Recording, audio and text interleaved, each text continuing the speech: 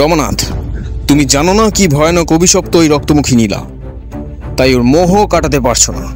ভেবে দেখো, যতদিন তুমি ওই নীলা চুরি না করেছিলে ততদিন তোমাকে কেউ ধরতে পারেনি। নীলা চুরি করেই তুমি জেলে গেলে। তারপর হরিপদর পরিণামটাও একবার ভেবে দেখো। সে গলার মধ্যে নীলা লুকিয়ে রেখেছিল। তার গলার কি অবস্থা হয়েছিল তা তোমার চেয়ে বেশি আর কেউ জানে না। এখনো যদি নিজের ভালো চাও তো ওই সর্বনাশা নীলা ফেরত দাও। ওটা নীলা নয়, কেউটে সাপের বিষ। যদি হাতে সে নীলা পড়ো, তোমার হাতে হাত করা পড়বে। আর যদি গলায় পড়ো, ওই নীলা ফাঁসির দড়ি হয়ে তোমার গলা চেপে ধরবে। অব্যক্ত একটা শব্দ করে রমানাথ উঠে দাঁড়ালো। তার মনের ভিতর কিরূপ যে প্রবল আবেগের সৃষ্টি হয়েছিল তা আমরাও সম্যক বুঝতে পারিনি।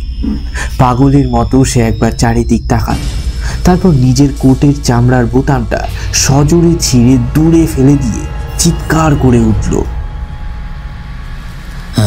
চাই না, আমার চাই না। এই নাও নীলা, আমাকে বাঁচাও, আমাকে বাঁচাও।